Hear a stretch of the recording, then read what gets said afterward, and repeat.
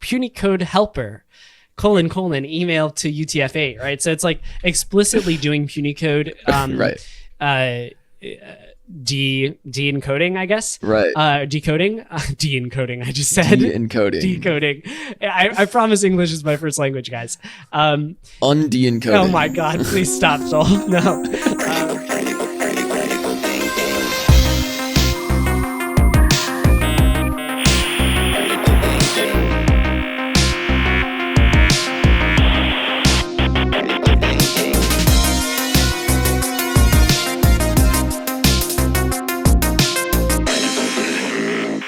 Alrighty, I'll hold up for just a sec, because we've all heard of living off the land as a red teamer technique, right?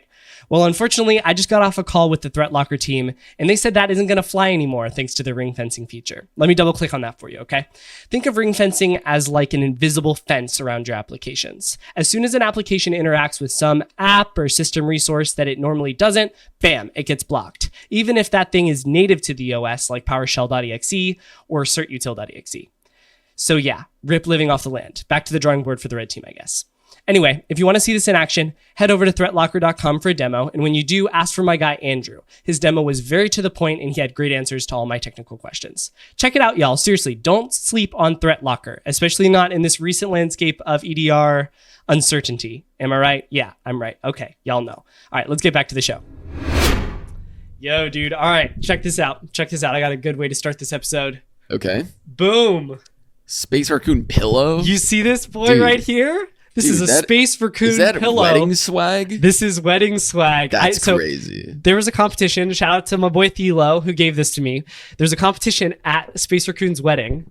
For those of you that are listening to a podcast in audio, like a total psychopath, I am holding up a pillow of Space Raccoon, one of my favorite hackers out there. And at his wedding, there was a competition of like, you know, how well do you know Space Raccoon or whatever? Or not Space Raccoon, his name's Eugene, right? But I always call him Space Raccoon. And there's like this whole thing. And unfortunately, like our team didn't win it perfectly because of like, they also showed like vacations that they'd been on and been like, what city is this? I'm like, I don't know. Like, dude, we were like GeoGuessr. I know, like, dude. Pros for like 2 weeks. I gotta give a shout out to, one of the people on my team, because she's like, that is the mountains in Italy, and I'm like, that is not the mountains in Italy. Like we were going Switzerland, we're going France, dude. We did, okay, and she was right. I cannot it was make Italy, this so up. my bad. I cannot make this up. Like literally, I cannot make this up. Okay, I use a Chrome extension. It's called what is it called? Moment or something. Dude, you can't Momentum. tell people what Chrome extensions you use, man. I use a Chrome extension. Be in your browser. It's called Momentum. Okay. It's like when you open a new tab, it like shows you the time and stuff. The background picture is a lovely mountain range, and at the bottom, it tells me where it's located. Where is it? Which is in Italy. Oh my gosh, dude! Giving that dude, what was the name of that range? I want to say no, it's not the Calanques. That's France. What is the mountain range in Italy that you're seeing? Maybe it's the same one. Let's see. It's in Giesler. Wow, I do not know how to dude. pronounce this. Yeah, exactly. The Giesler Peaks, dude. Okay, what the heck? That might have been it. That's crazy. It was definitely something that started with a G. I can't remember it right now, but that's coincidental. Anyway, I just had to flex this swag on the people because there are very few people in the world that have a Space Raccoon pillow. And I literally went up to Thilo and the guys in the team that won this afterwards. I was like, listen, guys, I need that. You'll understand. Like, I really need that. Like, this is serious bragging rights for me in the security world. And they're like, all right, sure, Justin, whatever, take it. Like, all right, you need to put a shelf on your back wall. Dude, I'm gonna find somewhere to put it. I kind of want to like put it right by this monitor here or something like that. Yeah. But yeah, shout out to my boy Thilo. I tried to bribe him with like $100. I was like, man, I'll give you $100 USD, and he's like, dude, just take it. Like, and I'm like, really? Like, so Dang. All right. That's awesome. So, what are we doing today? We are discussing DEFCON research. DEFCON, not Black Hat. Yeah, well, Only I mean, DEFCON. yeah, I mean, there is some Black Hat in there. Okay. Yeah. Security summer camp research episode. Yeah, exactly. And there was a lot, dude. there was a ton. I mean, Yeah. At this point, it's impossible to like keep up. I feel like, Yeah. But we're going to do our best to help you guys. Yeah, like maybe like 5-10 years ago, you go to DEFCON, you could probably see like a lot of the talks. Now it's so difficult to see. Like, I mean, there's like 3-4 tracks, right? Plus the village tracks, plus so, The villages were fire this year, man. Yeah, the Bug Bounty Village was awesome. There was like a lot of really good stuff going on. So we met a bunch of people at the Bug Bounty Village, which was really cool. Shout out to the squad we met over there. That was great. Dude, this is my first time, in Vegas as a content creator, and it rocks, man. People are always like constantly coming up to you, be like, hey, it's you. And I'm like, yeah, who are you? And they're like, I literally, was like, oh yeah. I think I had a dream about that last night where somebody was like, yo, Techno Geek, I listened to the pod. And I was like, hello.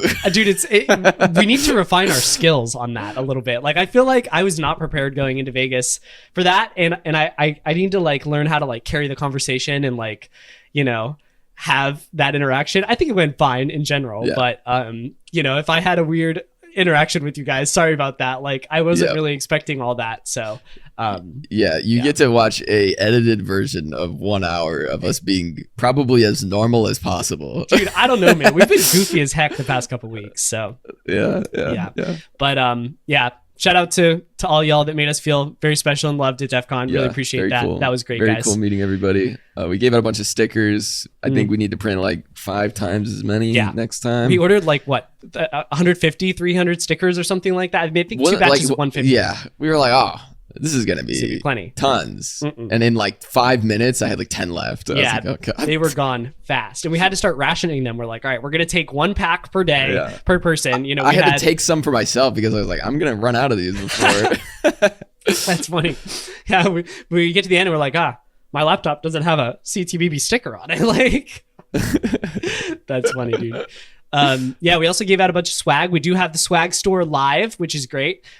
So we've got that over at ctbb.show/swag.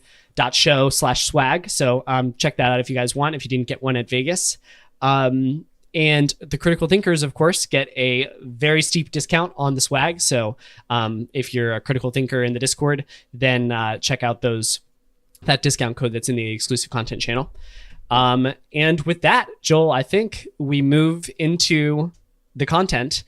I have selected 4 write-ups that is pretty much going to be all we have time for today. And we actually may need to come back and do like another episode after all the videos air and stuff like that, because the ones that we chose for this episode, essentially all the Portswigger team, and then Orange, who we can't ignore. Portswigger team and Orange, yeah. They did really nice like text write-ups as well of their research, which I really appreciated. But I'm sure there's a lot of people that just did videos or just did the presentation and didn't like do a text version as well. So I definitely am looking forward to when everything comes out where we can go and watch back some of the other research. Yeah, absolutely. I know a lot of stuff was live streamed, so certain things might already be live. I haven't checked to see. Oh yeah, that's true. They did live stream this year. Yeah, I haven't checked to see how many talks are like split into their own videos and stuff online yet, or how they're going to do all that. But I think they're usually pretty quick with it. So I would imagine. What was that reaction? I opened up the DEFCON like YouTube channel and it goes like it's super loud, like extremely loud. I think maybe your mic is down low, so I've got you turned up. And then I went to this page and it was like super loud.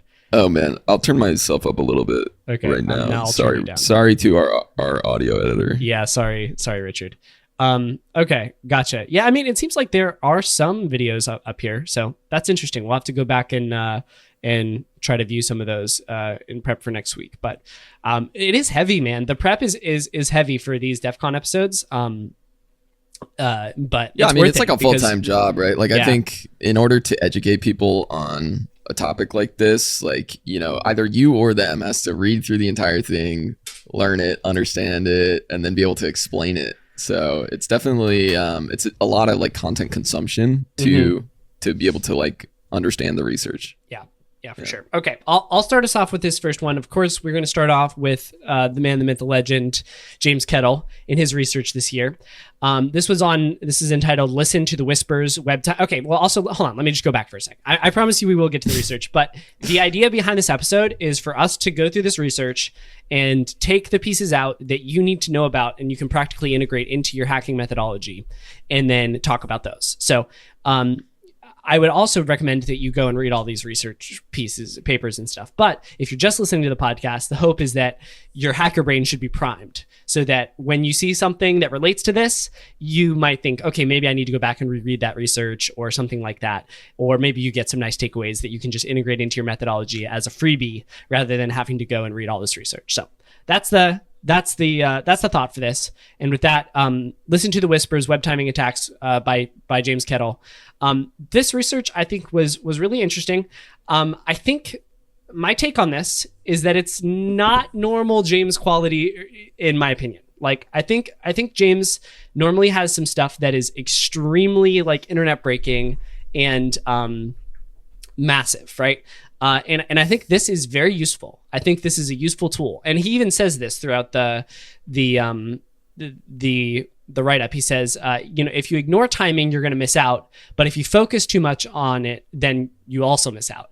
So yeah. I think this is less of a internet breaking technique like we've seen in past years, and more of you just got to kind of know how to utilize these timing attacks in the way that he describes here so that you can exploit some really fringe situations in black box scenarios.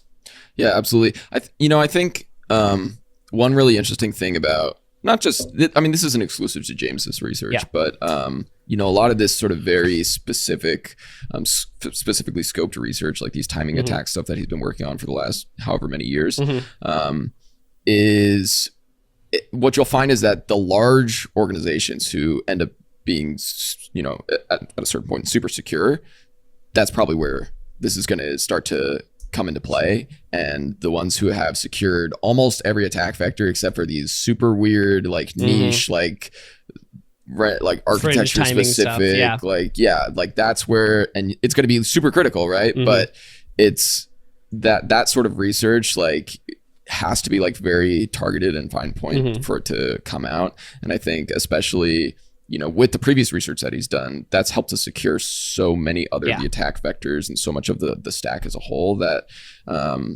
just naturally, this is going to start to be like more specific and more like harder to exploit and all that kind of stuff. Yeah. And I think he says in the write-up as well, like, these things are everywhere, these timing attacks. But I think you're right in that the only places where they really need to be exploited are in these really, really like super fringe scenarios. And that being said, there is some really cool techniques that we'll talk about from this that I definitely think you should know about that are really amazing and applicable in a lot of ways. But the actual exploitation of this at large, I think already requires there to be some sort of sketchy functionality. And then you are taking that and building upon it and using timing attacks to like gain more information about what's going on and that sort of thing. So I think that's really cool. I just want to clarify something I said. Like, this is 100% James quality research. Like the research is very thoroughly done, very well documented, very thorough technique. Like, clearly this guy is a master researcher, right? I just the stuff that I'm used to seeing from him is like, oh shit, if I do not implement this right now, then I'm going to be missing out big time, right? And I think this is, like we said, more of an exploitation technique. So with that, let me kind of go into some of the stuff that he did here that was pretty cool. One of the things that came out of this was dual packet sync as a methodology to sort of be close to that single packet attack and improve upon the single packet attack that he had been using before. And essentially what this new technique ensures is that the HTTP server doesn't start processing the HTTP headers before it gets the body. Because how single packet attack normally works is you would just sync the last piece of it and in one packet, and that would cause everything to get processed at once. But what he figured out was that some servers were actually starting to process the HTTP headers before they got the rest of the last little data frame from the body. And using this technique, he was able to make it all sync together so that everything, including the headers, get processed at the exact same time, which is pivotal for this sort of very, very granular type of timing attack that he talks about in this paper. Because it's like, I mean, in one of the scenarios, he was exploiting like a 0.2. Okay, like microseconds or something, right? 0.2, yeah, you could call it nanoseconds, but I'm gonna say like 0.2 millisecond difference in some of the stuff. Like, he was just very consistently seeing that this one takes just tiny bit longer, which is just super badass. Like, and I totally agree that like, I thought this level of timing attack was not possible, but after seeing the way that he implements it in here with getting the server to process it exactly at the right time, I think it's pretty well solved. I think he's made timing attacks practical with these tools. Yeah, I mean, it's really cool. I think this has made me think a bit about like the efficiency aspects that go into a lot of software, especially for like large organizations. When you think about like, Google, for example, like think about how many requests per second Google has to process. And not only that, not just process, but they have to be able to like run it through other software stack and like have middleware and routing and all this kind of stuff. And they need that to happen in like 2 milliseconds, right? And so there are certain engineering decisions that have to be made in order to make a piece of software that can operate at that speed. And doing stuff like parsing the headers, like as the packets are coming in, are like the decisions that lead to these kinds of vulnerabilities, right? So I think that could probably be a really interesting research point if somebody wants to like go deep dive. Something like Envoy, for example, it's like a large scale like edge routing software that's used by a lot of organizations. I wouldn't be surprised if there was something similar there, because efficiency like is key when it comes to processing requests like this. Yeah. And I mean, at scale, if you can cut off just a little bit of time, in server load, it has a massive impact. Yeah. And some of those things will cause vulnerabilities inevitably. So, the other, so 2 more points here that I wanted to hit before we talk about some of the other like more practical vulnerability stuff that he sort of coined new terms for. One, he used a really cool technique in here that I think is a little bit odd because of the way that it is, but I think is a cool thing to know about nonetheless, which is he was trying to detect reverse proxies using these timing attacks. And he was able to detect whether DNS resolution, like blocking DNS resolution, was occurring by using a DNS record that has an overlong domain segment. Or what is the actual technical term? I didn't write it down, but essentially, domain label, I believe. Oh. So like one of the segments of the domain, right? If you make that, I want to say 65, maybe it's 60, greater than 64. So if you make it 65 characters, then it won't even attempt resolution. It'll say, hey, that's not a valid domain. Like, I'm not going to touch that, right? So if you send one that has like 63 or 64, and then you see a certain response time, and you see one that says 65, and then it's a shorter response time, then you can say with pretty good certainty that domain or that DNS resolution is not occurring, and or that is occurring and that isn't occurring afterwards, right? So you can tell that differential and then use that to determine whether you're dealing with something that's actually resolving that host and might be a reverse proxy or is not resolving it. It's such cool research because it's like invisible fingerprinting, where it's just like, it's like the next level of error message, like Googling error messages. It's like, oh, this responded in 60 milliseconds. It's Apache. Like, yeah, dude, it is really crazy. And I also, he uses a really awesome technique as well. And I think this kind of goes into how versatile you should really be as a hacker, and how various areas of expertise can apply to hacking in a really good way. He uses some statistical analysis on all of these to make sure that he removes any sort of confounding variables that might be occurring with like spikes in server load and that sort of thing, by just using the lower quartile of response times. And he found that gives him the best picture. And that's not like some crazy statistical technique, right? Like, oh, I'm like charting it and then doing this and standard deviation or whatever. But it is like a pretty useful piece. And I think having that in my brain, in knowing like, okay, well, if I want to, reduce volatility in these timing attacks, I should use the bottom quartile of responses, because anything longer than that, something else is happening clearly in the server, right? Because that bottom quartile is going to represent the fastest that it's being processed. And so, yeah, just kind of having that in my head and knowing that, I think is one of those great little like boop takeaways from the paper of like, okay, if I am doing timing attacks, that's how I should approach it. Yeah, I mean, it's such a weird thing when you think about just that, like, almost like seemingly randomly, right? Some requests will just like go slower or not work because server load or whatever, right? Server load, like something else is going on. Like, it's just like, it's very, we like to think that computers are super, super consistent, but no, they definitely aren't, because there's like so many other external factors that can affect stuff, which makes this even just a little bit more impressive, again, because like the precision that was being done down to like the nanosecond on some of these attacks is just like crazy. It really is. Okay, so the other thing that he had here was he coined a new term which is called scoped SSRF. Okay, and so this is a new variant of SSRF, sort of, and this occurs essentially when you are only allowed to perform an SSRF to hosts that are in a certain subdomain. So let's say, I'm attacking Google, I can only hit, whatever.google.com, right? Okay. And he coined this term in the, on the section of the paper where he was talking about how to discover these sort of reverse proxies, right? Which is very similar to the research he did many, many years ago on host header stuff and finding crazy hosts that you can access via host headers. And he differentiated it, a reverse proxy, from vhost scanning, which is, vhost is just when other hosts are using that same server. And he differentiated and said, this is sort of a different scenario with reverse proxies, because you've actually got a server that is a reverse proxy that is reaching out to a different server on the internal network based off of the host header that you're providing.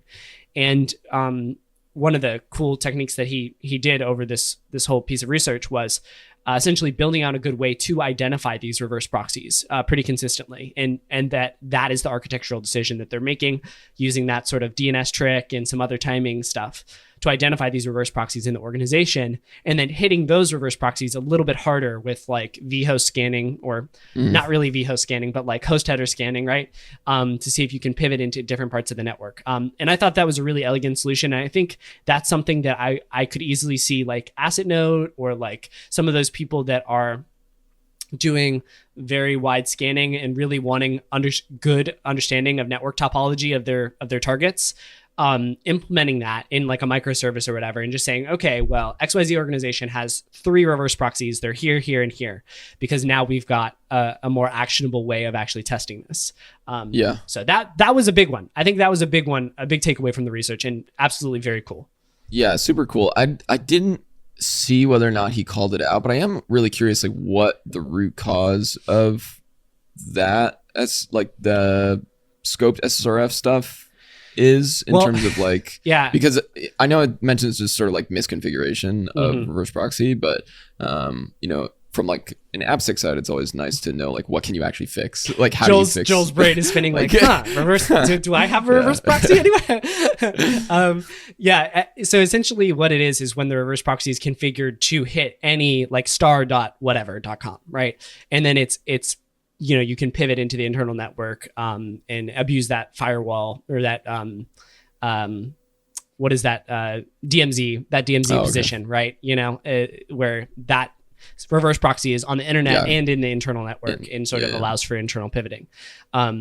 But yeah, and then he does that, right, of course, via that timing attack plus that DNS resolution piece of like, okay, if I see a very significant statistical difference between the response of a 64 character domain label and a 65, then it's a very good chance that there is some DNS resolution happening that is taking, 100 milliseconds or whatever, and that's why we're seeing that difference. Yeah, totally. I mean, it's really crazy. I mean, and again, it's just like, oh, it took 60 milliseconds. It's Apache. It's such like it's like this invisible like fingerprinting where like what's wrong with it? Like nothing's wrong with it. This is how it behaves, right? Yeah. And he says that throughout the paper. He's like, yeah, there's not really like a bunch of great defenses for this, because it's just how stuff works, Just start adding random response delays to every single sleep like 3. It's like the anti-efficiency, like just like, okay, now we're gonna add random amounts of delay so they can't fingerprint what our systems are. So bad, dude. But those are the worst kind of things, right? Like if there's literally no fix to this, like what are you gonna do? Yeah.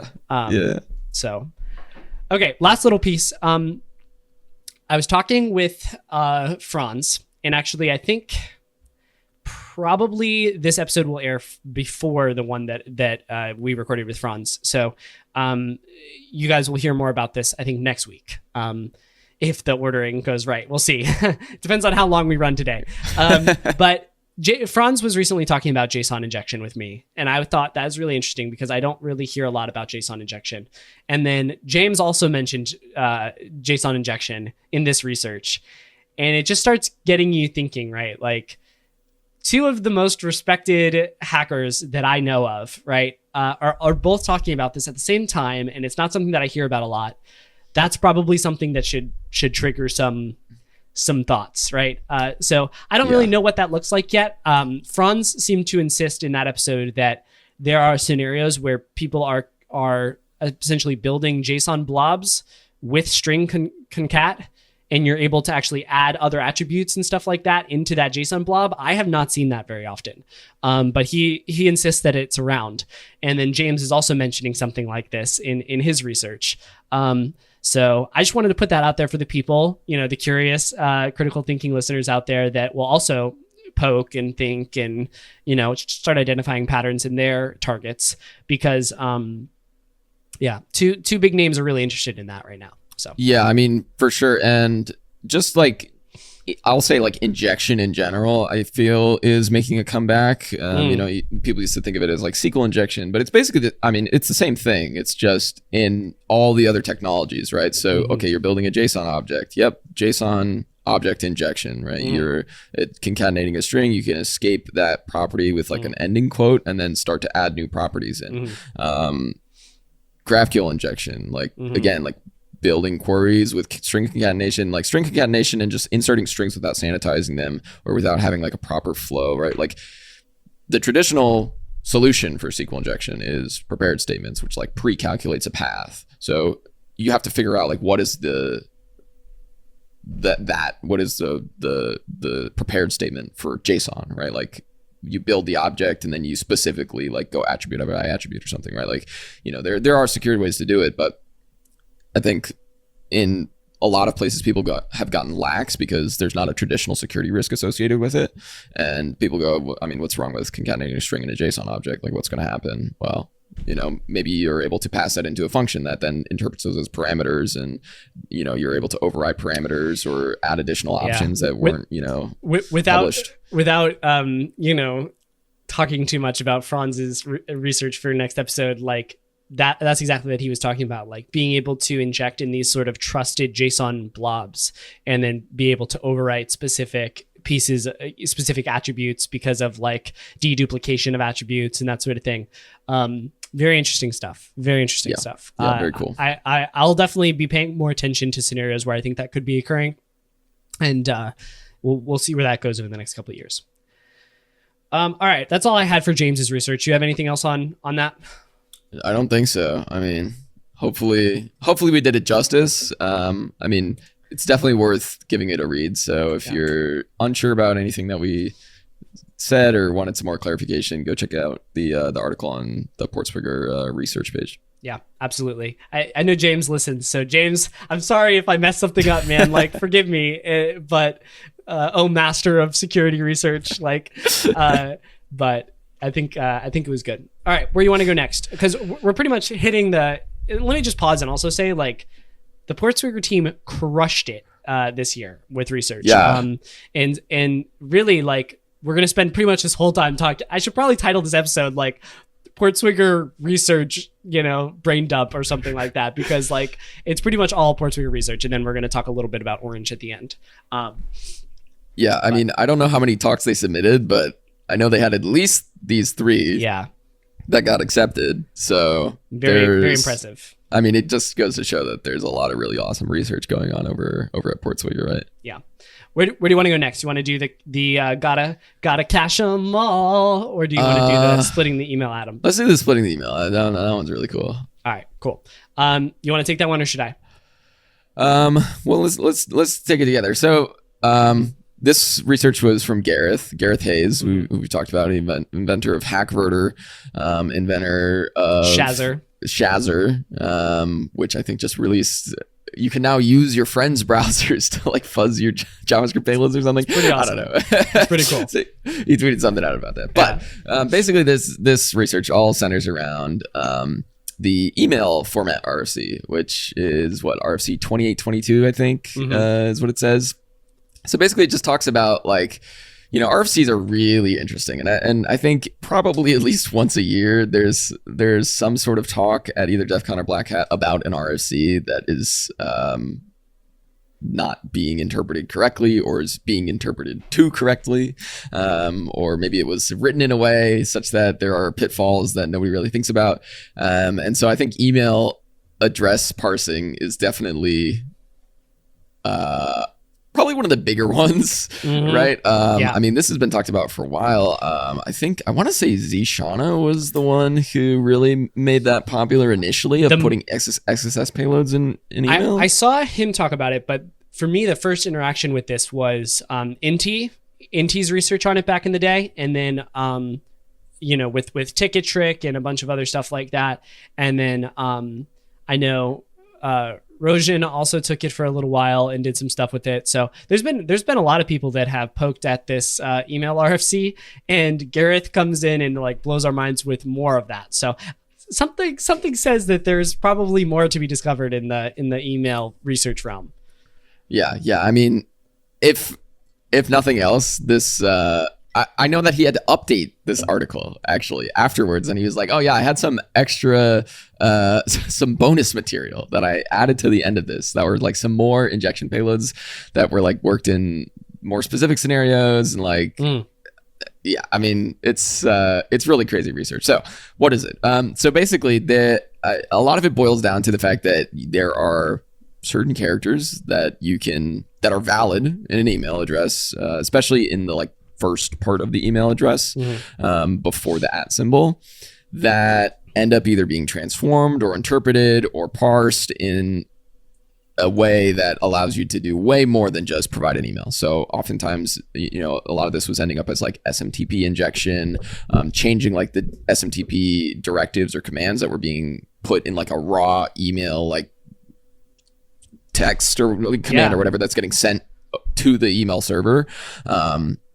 So yeah, I mean, it's really, really cool research. I think one of the coolest things was this whole like equals question mark encoding thing. Yeah, dude, I freaking loved that part. Encoded word or whatever, right? Yeah. RFC 2047, another RFC. Very good. It's called encoded word. Yeah, and it's like this encoding system that allows you to write encoded characters as like hex, and it's like so foreign because if you look at this screenshot, you're like, what the heck is this? Like, I've never this is a thing. Like, what is this? What is this thing? And yeah, apparently it is a thing. You can like send hex encoded characters, like an email address, in like this raw format that like tells it, here's the character set, and here's like the data, and then it ends up decoding it somewhere. I'm actually gonna paste this image into the doc really quick and make a note for Richie. add this to the screen if possible. So for any of you watching on YouTube, hopefully that will be up on the screen right now. But essentially, Joel, when I saw this, I was super triggered because I did a DEFCON talk back in 2022 with Sam Erb, essentially an exploitation story of how we popped this enterprise software, but it had some crazy parts to it. And one of the crazy parts was this sort of encoding that you see right here, which starts with like equals question mark. And then you provide like the encoding type, and then you do another question mark, and then you just essentially start writing the text you want with equal sign, and then the hex value, equal sign, hex value, equal sign, hex value. This also works in HTTP headers, man. So you can literally, hold on. Let me link you to this presentation. I'm like, because I saw this and I was in prep for this episode, and I was super triggered because I was like, oh my gosh, why didn't I look deeper into this? And I sent a message to Gareth, and I was like, dude, have you seen this? And he's like, whoa, I didn't, like, that can be done in HTTP headers as well. So there's definitely some cool applications for smuggling with this. I just sent it to you on Discord, but this type of encoding with the equal sign and the question mark. Oh my god! In Cherry Pie. Yeah, exactly in Cherry Pie. It is a common way, it seems, for various internet systems, especially the stuff that was created way back in the day, like original HTTP protocol and original SMTP, to encode values that may not have a super clean UTF-8 or ASCII representation, right? And so he's using that again here to essentially get these emails to have sort of malicious characters in them, which then get misparsed by either the application layer or by, more impactfully, via the actual SMTP server that's sending all this stuff out, which is genius, really. Dude, it's really, really interesting that, like, that is specifically in the code. I actually went and I looked too, and it's still there. Yeah. I don't know, like, when you made this slide, but yeah. Sure looks. It's still, did they fix something? No, there's not. Oh, okay. You know, because I was gonna say because I think it still does. I hit up Cherry PY, and Cherry PY was like, no, and then Nginx was like, that's Cherry PY's problem, and then they just, so it's one of those, you know, mismatches again, where it's like, Nginx doesn't see it, doesn't parse this sort of what is it, ISO 8859-1. Yeah, I mean, they literally use decode header from email.header. Yeah. So that's not fixed in Cherry PY, and there's probably other HTTP servers that also support this ISO 8859-1 encoding type. And then there's also this same sort of thing in emails, apparently. Where a valid email can have like a bunch of question marks and a bunch of like hex encoding. And then when the email actually gets sent, you know, it'll get sent to whatever the ASCII representation of that is. So I'll give our listeners the benefit of the doubt here that they can maybe visualize this. Okay, guys, listen closely. So this email looks like equal sign question mark, UTF-8 question mark, Q question mark, and the ASCII representation in hex. So for example, ABC would be 61, 62, 63. So it's equals 61 equals 62 equals 63 at whatever.com. And then when the email actually gets sent, it gets sent to ABC at whatever.com.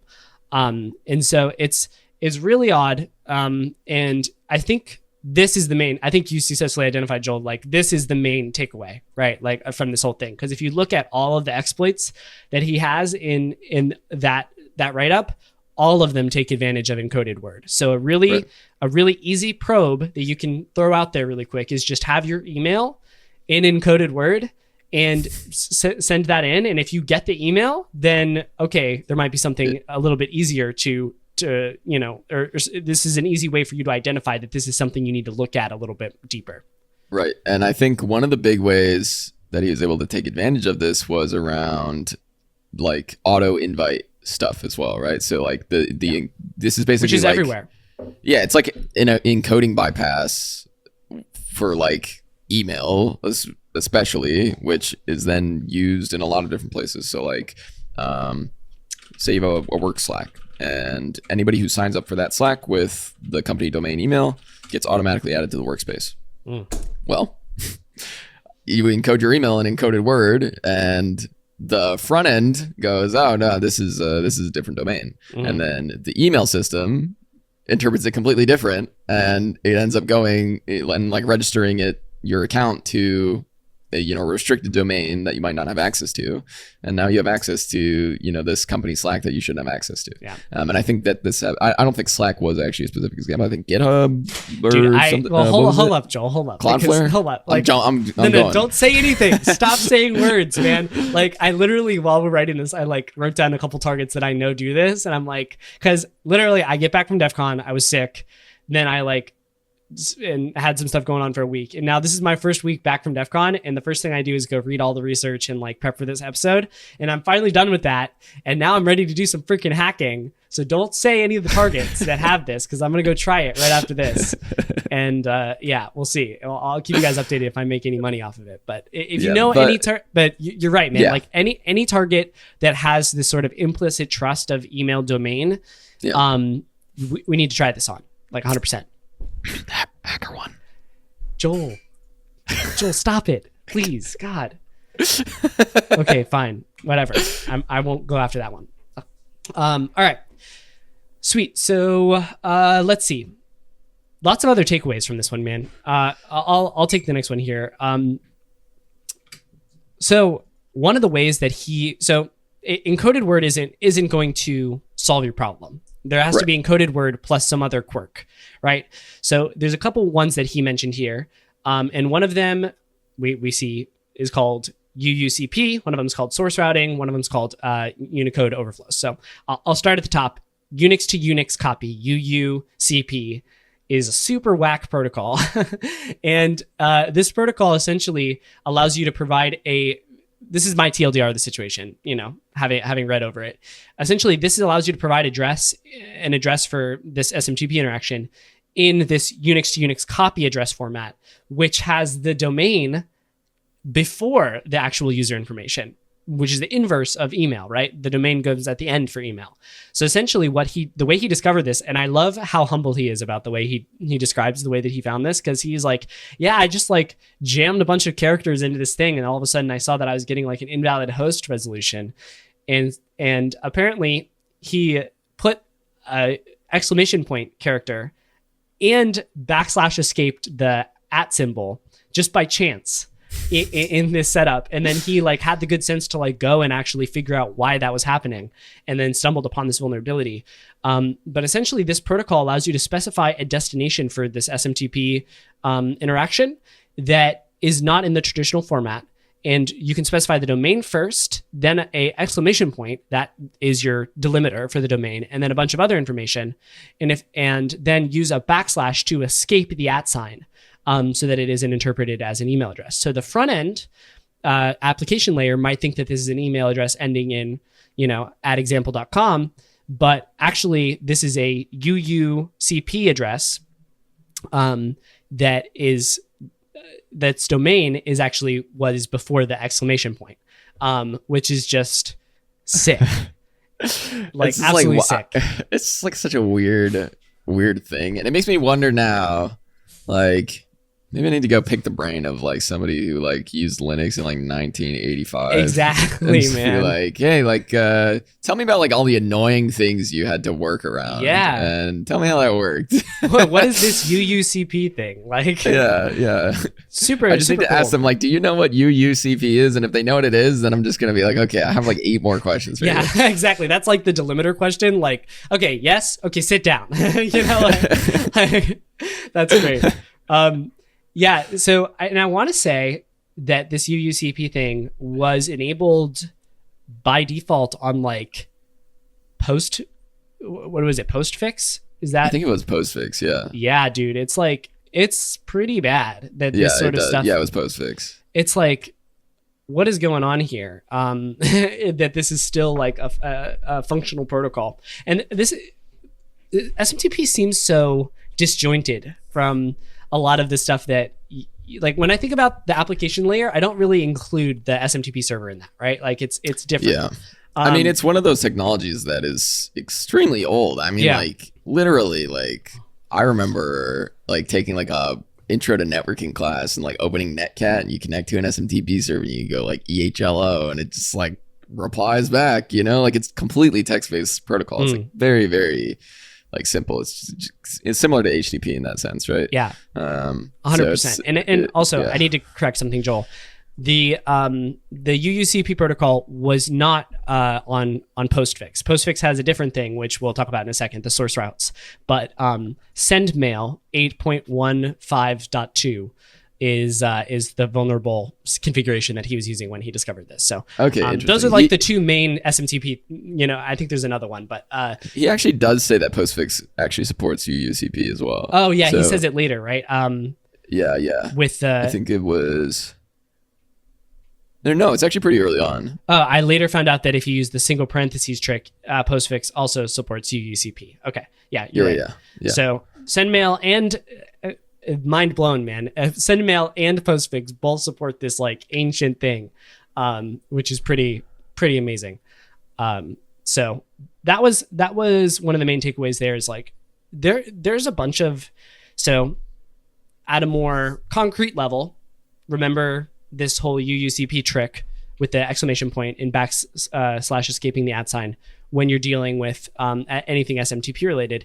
And then taking this concept a little bit bigger, whenever you have sort of tangential systems to your application layer, right? Like maybe your application layer in this situation, he like shits on Ruby a lot. So maybe your application layer is in Ruby, right? And then you've got some other thing you're interacting with, like an SMTP server, like that sort of thing. You got to think about what that second degree, what other sort of weird configurations and what kind of other weird protocols and variants that other piece deals with. Because I think we've seen that pattern of dealing with these sort of out of band entities and them supporting some weird old shit that we can exploit.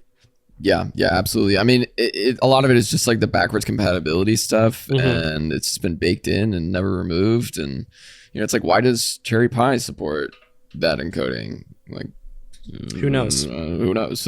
Like, yeah. Okay, next one is source routing. This one was another really cool old legacy variant, and specifically within source routing, the % hack. And essentially, what this allows you to do is specify multiple domains that a specific entity should be sent to, a specific SMTP interaction should communicate with in one address, which is like perfect for this sort of thing, right? Like it's perfect. And how it works is you can specify, for example, like ABC, and then you do %, rhinorator.com at example.com, right? So the application layer is going to see that as an at example.com email address and give you access to like everything that's associated with that, in your organization or whatever. But when that specific domain gets passed to an SMTP server that supports this sort of source routing % hack scenario, it will send the email first to abc at example.com, then to abc at rhinorator.com, essentially cutting off the @ sign at the end and then replacing the next % with an @ sign, and then sending the email there. So the actual like validation email that might get sent out would go to like abc at rhinorator.com, which is perfect because then you can snag that code. Yeah, very intuitive behavior that everybody would expect. Like, this is obviously how this is supposed to work. Yeah, like why does perfect user experience. Yeah. Why does this exist, man? It's crazy. I thought that was amazing, though. I thought that was like literally like a dream come true scenario for hackers, right? It's like, I think one interesting thing about that for me is like, I'd love to know if anybody's actually legitimately using this. Like, probably not. And if so, who and why? Like, it's time to retire if that's the case. Like, I'm really curious, like, how much of this is just like legacy garbage that's just been like, kept in because of the spec, or, who knows what, or if it's just like, there's secretly like the entire banking system is using source routing or something. Well, that could be. Like, I could see that actually. Yeah, for sure. Okay, so so far we've got UUCP, we've got encoded word, UUCP, and source routing.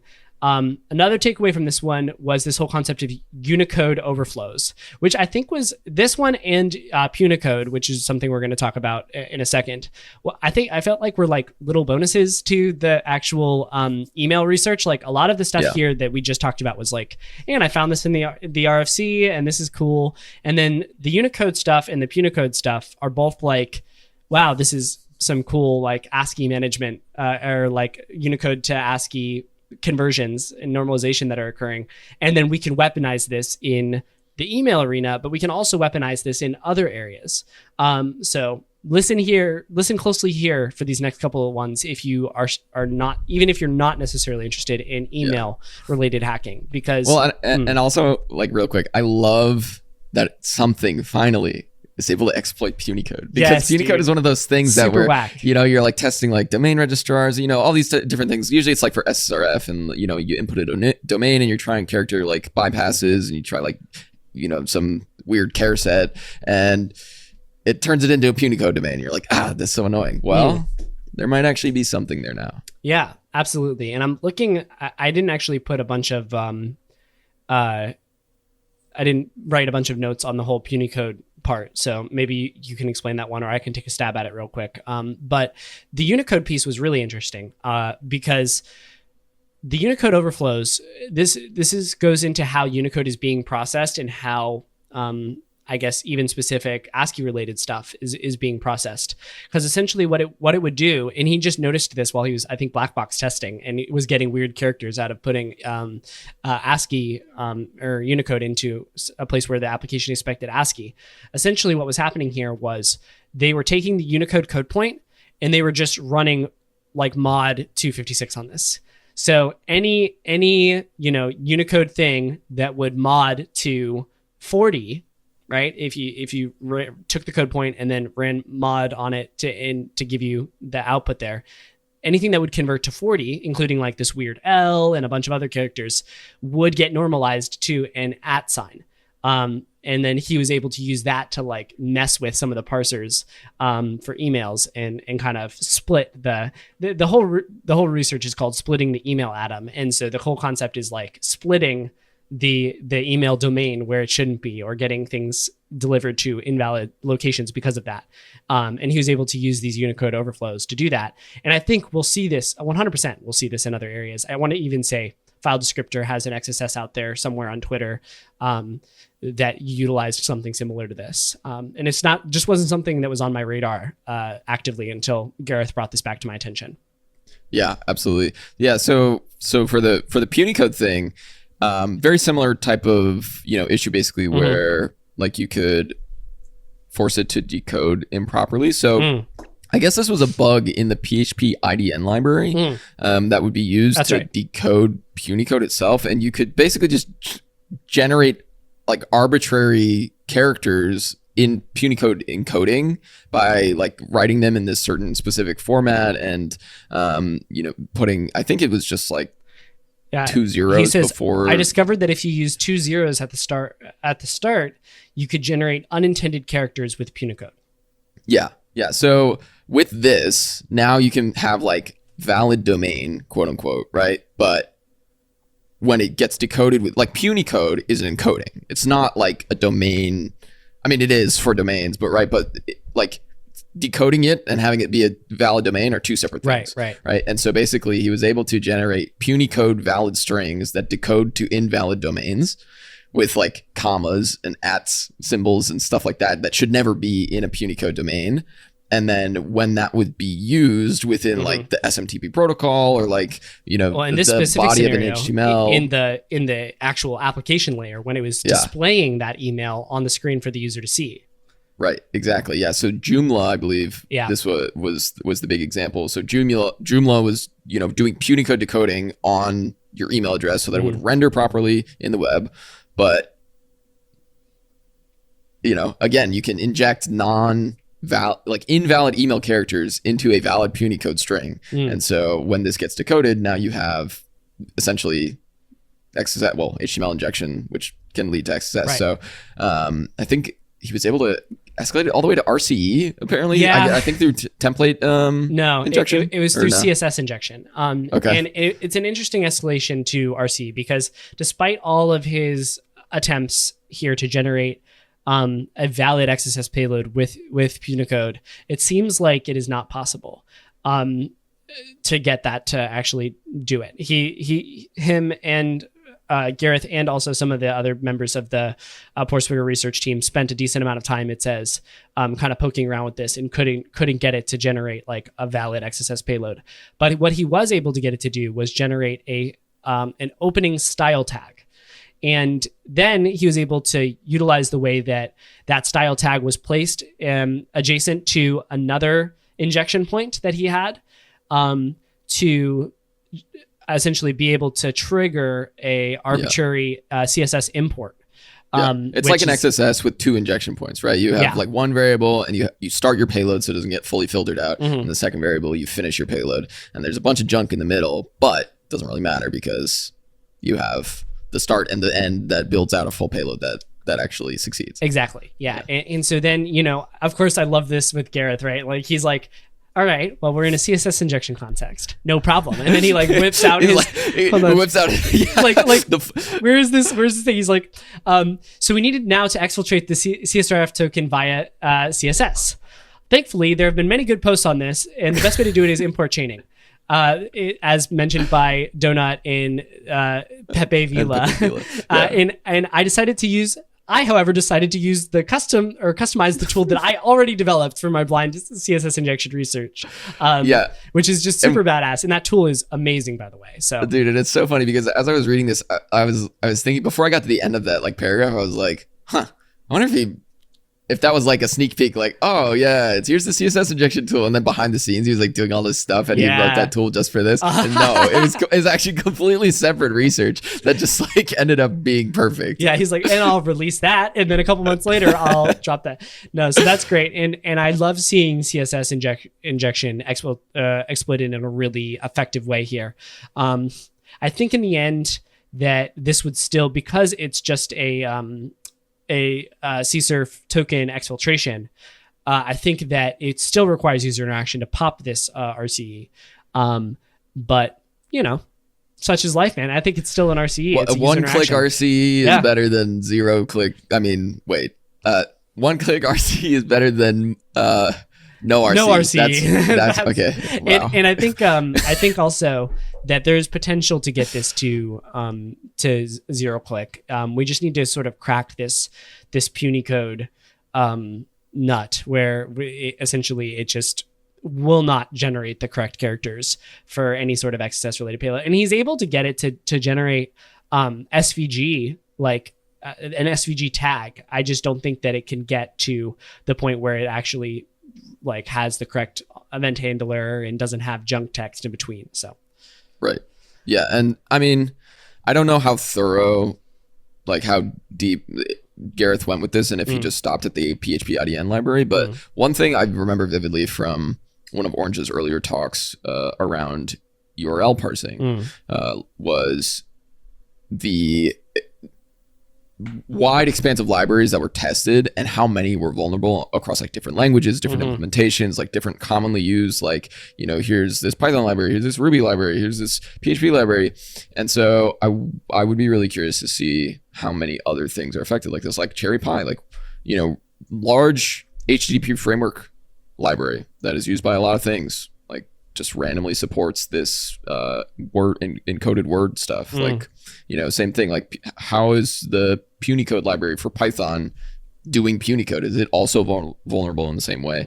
And how many other, web services and stuff could you affect in that way? Yeah, absolutely. And I think it's kind of odd here because the Joomla code that's used specifically says Punycode helper : email to UTF-8, right? So it's like explicitly doing Punycode, right? de-encoding, I guess. Right. Decoding.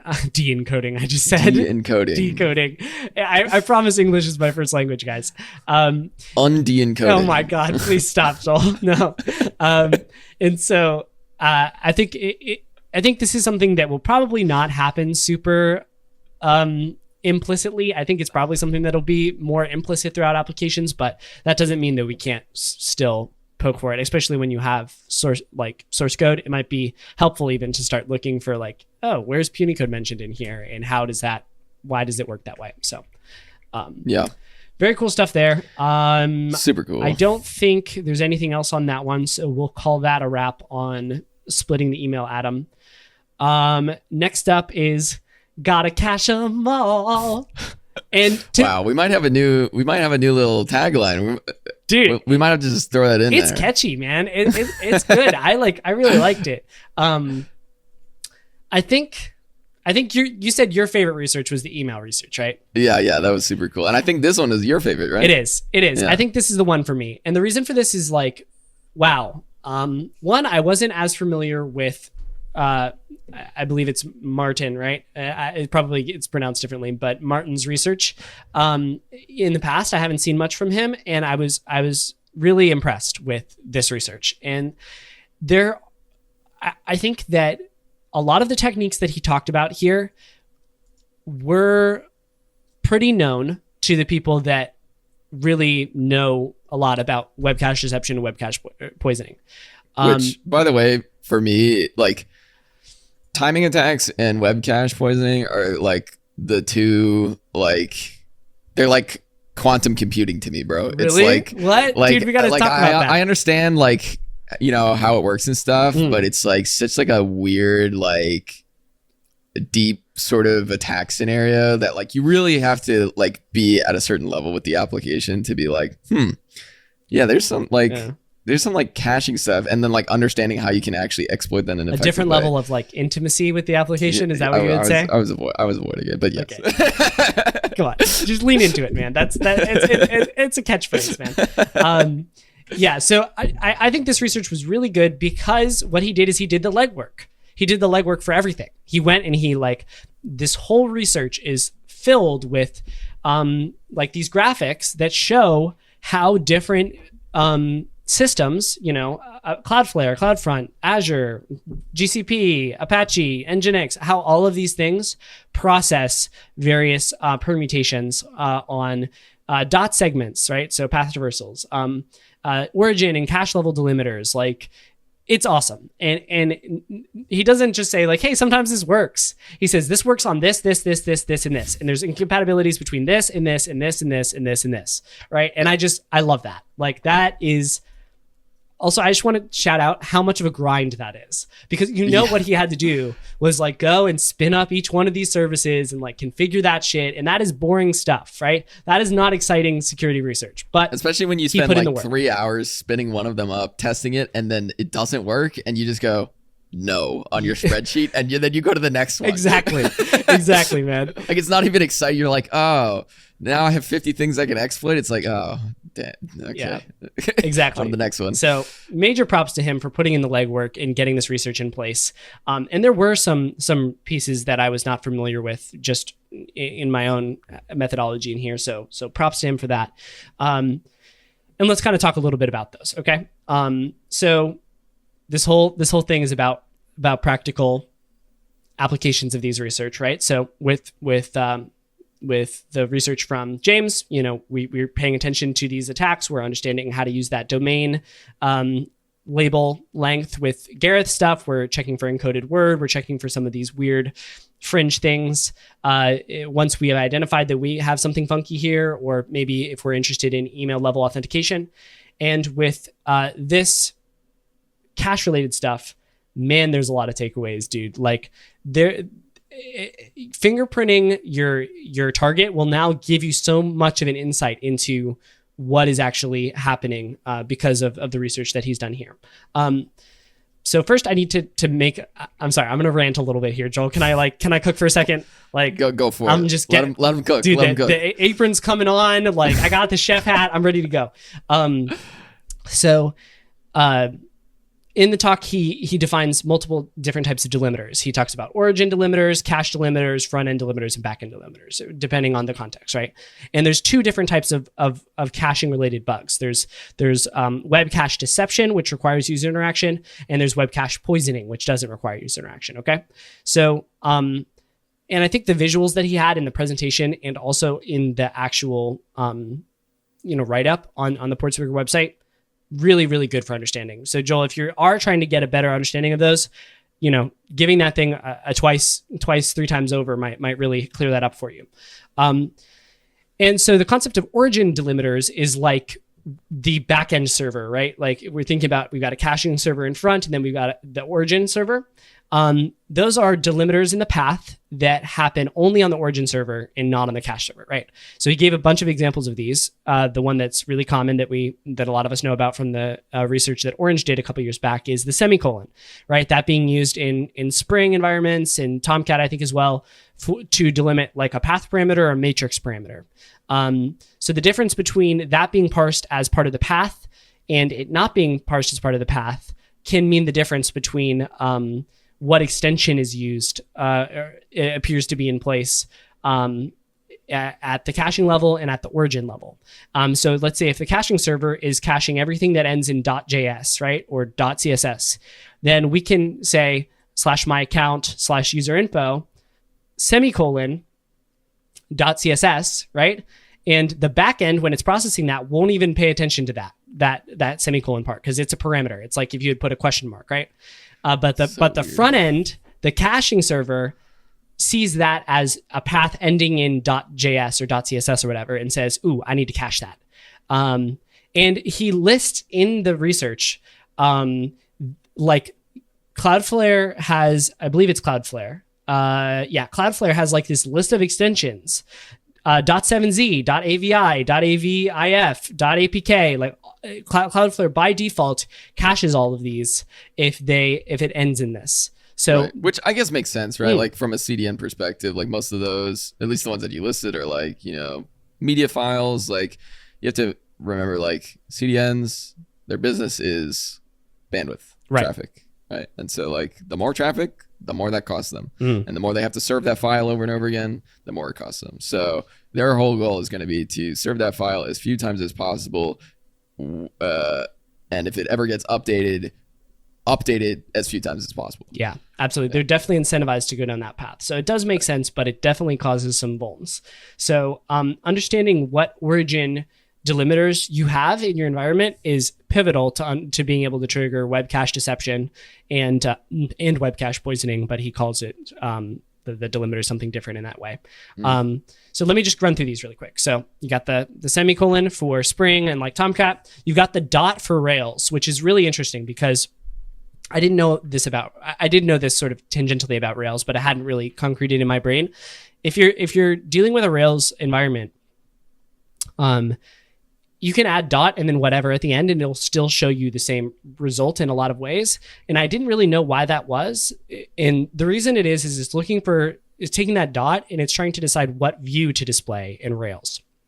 And if the dot if that extension that you provided after the dot doesn't have a registered view, then it will just show you the default view, which is such an amazing functionality, right?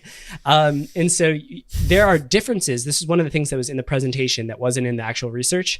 That paper that he showed was that if there are a select set of Cloudflare caching extensions that are not also valid Rails extensions. So Rails won't even, like, if you try to give it, I forget one of the, I think I screenshotted it out or took a picture of it on my phone or whatever, but like maybe it's like .tiff or something like that, right? Rails will never serve that, but Cloudflare will always cache that, right? If that's at the extension. So Rails is going to fall back to the default view and show you whatever it normally does, while still having that .tiff extension. And then Cloudflare will be like, oh, that's a .tiff file, so I got to cache that. So weird. It's rad, dude. Weird. It's freaking rad. I mean, again, it's like these weird intricacies of frameworks, right? Yeah. It's not even just like necessarily singular application vulnerabilities. It's like common configurations of things that are tied together, like Apache and some web server behind it. And like reverse proxies, caching proxies, all these. Right, exactly. Yeah. So it's so interesting. Okay, a couple more he listed. Nullbyte for Open Lightspeed, which I haven't seen quite as much of Open Lightspeed, but I mean, if he put it on there, it's probably decently sized. And then %OA for Nginx rewrite rules, which has got to break a ton of things, man. Like if %OA is truncating the path on Nginx rewrite rules, like that has got to break a ton of things. So that wasn't one that I was super using often in my web cache deception checks. So that is definitely one that I'll be adding. And to be honest, what he recommended in that scenario is just like hit everything in ASCII range. Just give it a shot, try it encoded, try it not encoded, try it double encoded, and see if there's any differential between the two. So I might just make a massive list of every ASCII character, every encoded ASCII character, and then every double encoded ASCII character. And just whenever I have a suspicion about any of this, just like throw that whole list at it and look for the outliers. Yeah, I mean, that's what I was going to suggest, because I mean, like you said, like none of this is like necessarily new research, but I think it's like a great sort of like reference to have, like if you come across some cache poisoning, then take a look at this article and go through and be like, okay, let me try this until something works. Or you can just do what you said and have that list of all the characters, fuzz everything, and something will work probably. I mean, if there's an issue there. Yeah, and I think there are some new pieces of research in here, just to be clear. Oh, okay. But like this specific set, I think, has been, I'm not sure if it's known publicly, but at least known within the like people that actively exploit web cache deception and other stuff environments, just being like trading this tip with your friend or whatever, that sort of thing. But it's just nice to see it formalized, And then so as far as cache delimiters goes, so something that the caching server thinks is a delimiter that isn't a delimiter on the backend server. There's not a lot of them besides like maybe question mark sometimes if it's encoded and passing along the encoded value or the unencoded value. The unencoded. Why do I do this? The decoded value. De-encoded. Why do I do it? I don't know. But he had a great point switching from web cache deception to web cache poisoning, which is a non-user interaction required attack where you poison cached assets for other users, that the hashtag can really cause some havoc. And essentially the cache server seeing that as a delimiter and the backend not, or vice versa, right? And since we're not limited by the browser having to force the user to make a request in their browser, we can send like the hashtag in an HTTP request to the server and just directly with like Burp or Kaido, and then see how that actually gets processed and how, whether the caching server discards it at the caching server level or whether it gets considered to be a part of the path at the origin level. And there's once again another great graph in here that is just like blowing my mind of the amount of variance between whether hashtag is a delimiter in these various entities, right? So Cloudflare, no. CloudFront, yes. GCP, error. Azure, yes. Imperva, no. Apache, error. Nginx, yes. OpenLight, no. Like Spring, error. Rails, yes. Django, no. Like it's like everything, it parses this differently. Oh man. And so what would be awesome, like follow-up research from him would be like some sort of just like simple Docker, like a repo with like 15 Docker containers in it. Oh my god. That you just like spin them all up and then you can just like send one request to all of them. That is called HTTP Garden. Whoa. And actually I met the guy who wrote this at the Google live hacking event in Vegas, and I like didn't know who he was. Dude, this is sick. And I was like hanging out with him, and then he was like, is a collection of HTTP servers and proxies configured to be composable along with scripts to interact with them in ways that makes finding vulnerabilities much easier. That's awesome. It's awesome, man. And I was like talking to him about it, and I was like, hey, have you like heard of HTTP Garden or whatever? He's like, yeah, I wrote that. And I'm like, what? Like, are you kidding me? You're the guy that wrote HTTP this is Garden? Crazy. Like, thanks, like dude. literally, like you just like give it a payload and like with the /r/ns and it just prints out a freaking table. Yeah. Also, dude, this guy that wrote this, Ben is his name. Let me see if I can find. Yeah, Ben Callis. It was so funny because we were like hacking together at the live hacking event or whatever, and just like sharing interesting leads and stuff. And I was like, yeah, so just open up like Kaido or open up Burp or whatever. And he's like, what? And I'm like, open up those. And he's like, oh, I don't use that. I just I use printf and netcat. Oh, dude, and I'm like, what? And it's so funny too, dude. If you look in the like README for HTTP Garden, you see a bunch of stuff like that. Like he's clearly very used to just writing HTTP requests by hand on the command line like a total badass. Like, and so it's just like payload. It's just like get/http/1.1/r/n host :a/r like one liner HTTP request.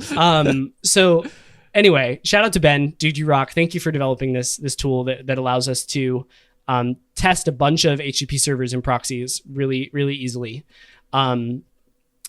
Also, maybe learn how to use burp. But also, let me just say, like, he also told me, he's like, yeah, I mean, because like this is the ultimate level of control, right? There's no weird like parsing error and burp or like nothing. Everything you write is like you intentionally wrote that character, which is great, and I can see how that would be really helpful in like HTTP request smuggling, which I think he does a lot of, and other stuff like that. But man, for like testing IDORs, that sucks, you know, like, so yeah, very cool research there. And yeah, that does exist, Joel, already. I will say HTTP Garden. Probably the most interesting thing, I mean, other than everything else, but what's really caught my eye in this HTTP Garden README is under the acknowledgement section. It says this material is based upon work supported by the Defense Advanced Research Projects Agency, DARPA, under contract number HR 001119C0076. Wow, dang, dude. Like, all right, thanks DARPA. Thanks DARPA. Hooked us up. DARPA's doing HTTP server research. That's appreciate totally that. Dude, apparently there's like a major DARPA AI competition or something like that, AI Cyber Challenge, that's like something like $4 million is the number one prize or something like that.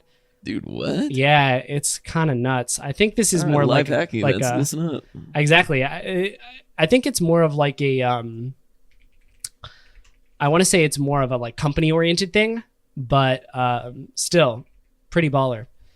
$4 million. That's crazy. Like massive. All right. Cool, man. So let's see, where are we at? Okay, we went down a little tangent there. DARPA contracts.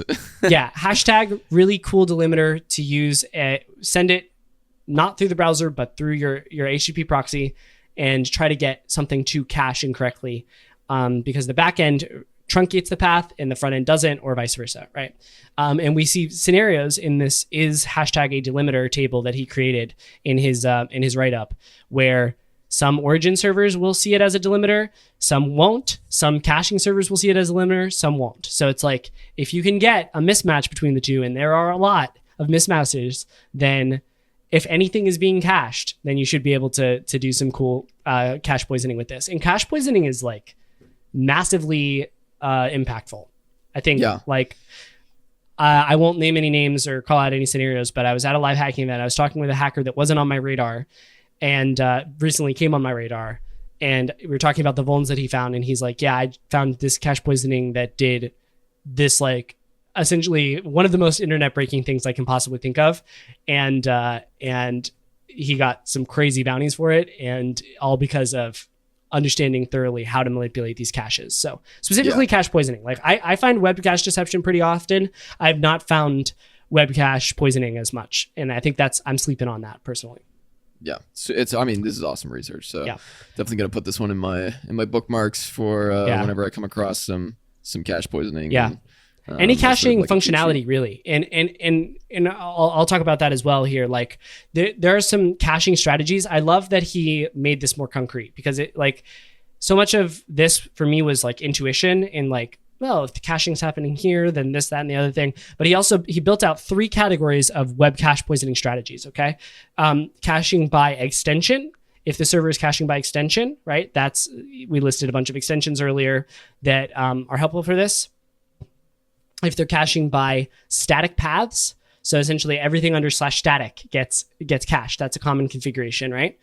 Or if they're caching default files. So essentially that is Cloudflare by default will cache robots.txt or like sitemap.xml or whatever, right?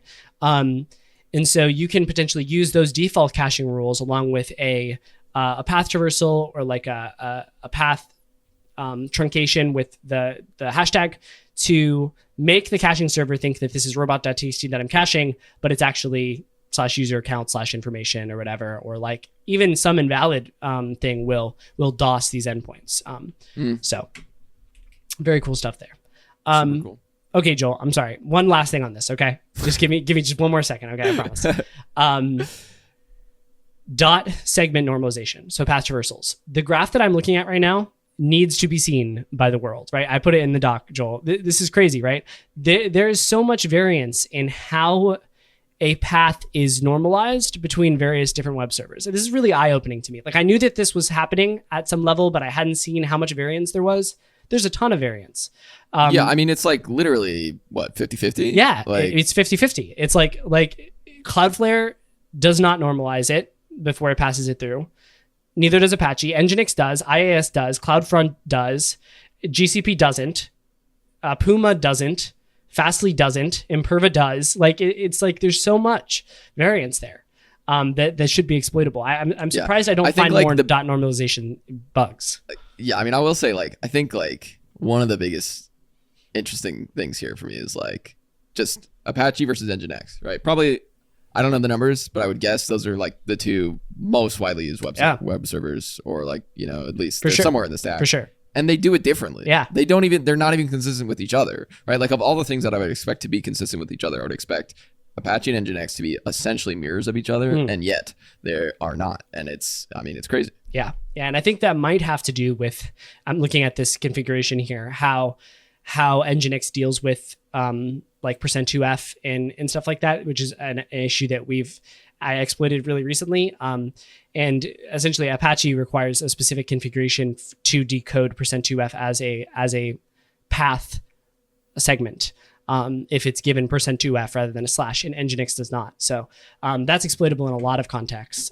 So definitely keep an eye out for that. Anytime you're thinking about how you may have a specific limited path and may be able to add things onto the end and then traverse back, because %2f is perceived by those servers as a path delimiter. Yeah, so interesting. All right, dude. That's all I had on gotta cache them all. What do you got anything else here, or are we moving along? No, nothing else. I do have a little extra thing at the end. Okay. So, well, yeah. Are we there? Are we at the end? Yeah, I mean, I think I am going to chat very briefly about Orange's write-up. Do you want me to do that now or later? Yeah, go ahead. Go ahead. Yeah. Okay, so last piece of research from DEFCON/Black Hat that we're going to cover this week. So essentially, this is my hit list: Portswigger Research and Orange. Was this research by Orange, who just decided, I love the quote. Let's see if I can find this quote in here. He's like, yeah, you know, when I do research, I like to break a bunch of stuff, the most hardened stuff, the stuff that people use everywhere. And so I said, why don't I attack Apache? And I was like, no, he says, as you know, I always aim to challenge big targets that can impact the entire internet. Which I think, big deal. Yeah, he hit the nail on the head here, right?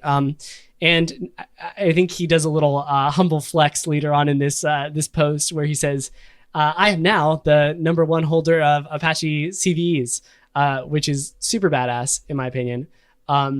And the research was really cool and stuff that I really couldn't believe. Like, there was essentially, he figured out a way with a very, very common Apache configuration to just get arbitrary file system read and just dump it. And the payload is so simple too. It's like %3f will truncate the path in a specific scenario, and then the path will get misinterpreted from a URL to a file system file. And then you can literally just write site.com /var/www/ and then just give it a full path, and it'll just, or /etsy/password, it'll just dump it. It's like, what is going on here? That's crazy. And so I was like, when I saw this, I didn't really believe it, to be honest. Like, I was like, I don't think this works this way. So I fired up my Apache server or whatever. And of course it didn't work that way. and I was like, why isn't it working this way? And I was like, oh, I'm patched because they've already pushed it. And I've updated my Apache server. But yeah, it was spitting out this error saying you need to have a flag unsafe %3f or unsafe 3f or whatever. And I Google that, and freaking Orange's open internet bug bounty HackerOne disclosed report pops up saying like, so they fixed it with, unsafe 3f flag. And it's just, anyway, really amazing research. We've seen in the web cache research that Nginx rewrite rules have problems with %OA.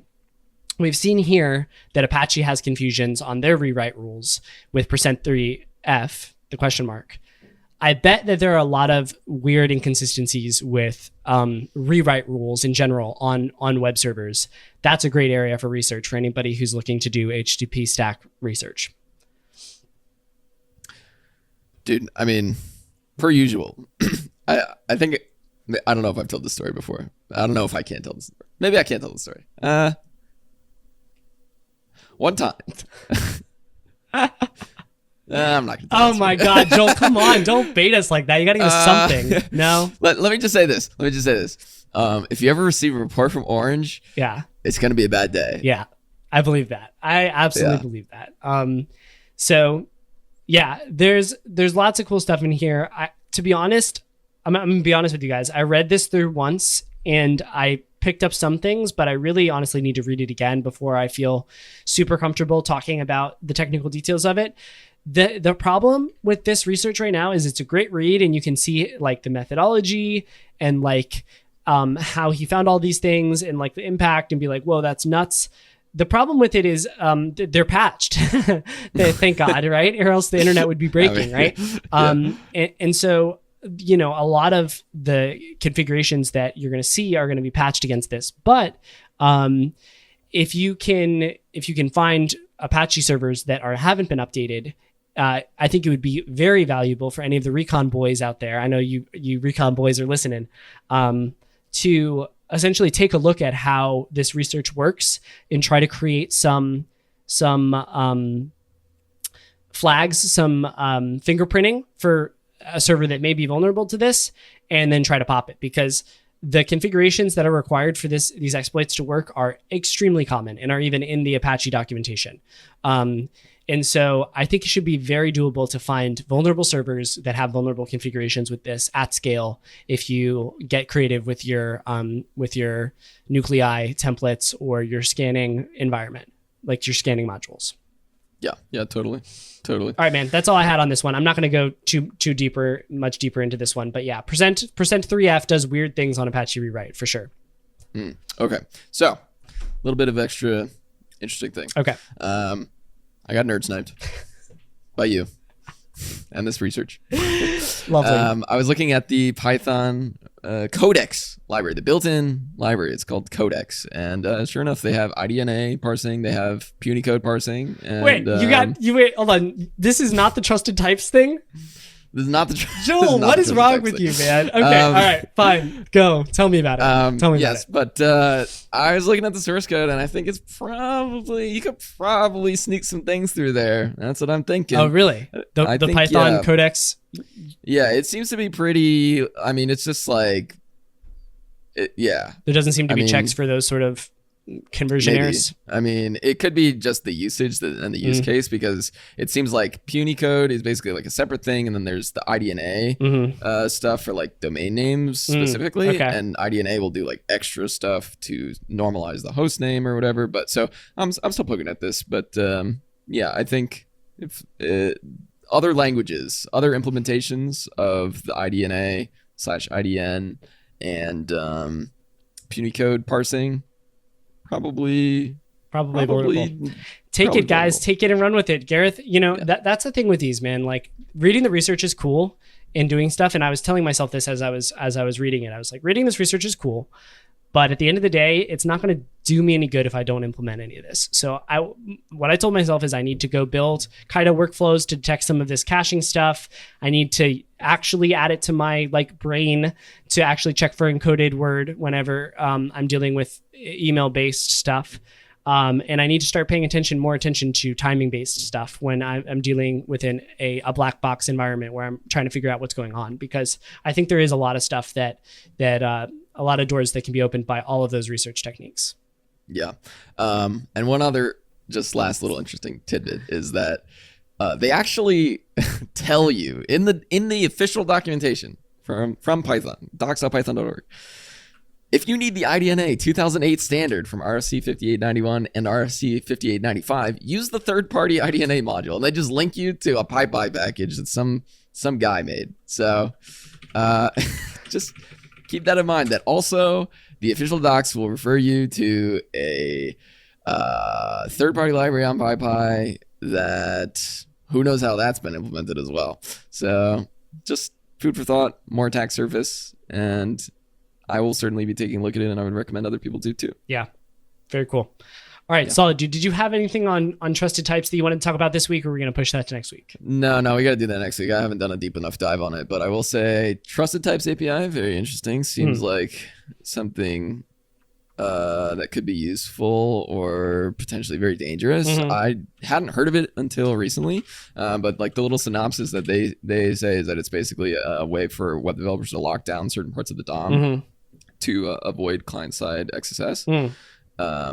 I guess mainly specifically this seems to be for DOM XSS is my guess. Yeah. Maybe Reflected would fall into this somehow, but yeah, you had mentioned that you knew a little bit about it but hadn't done a deep dive, and I haven't done a deep enough dive. So yeah, it's very interesting. It is indeed. I hadn't heard about this. I know that File Descriptor has a tool called Untrusted Types, which I think helps like monitor syncs for DOM XSS that utilizes or abuses trusted types, as he says in the description.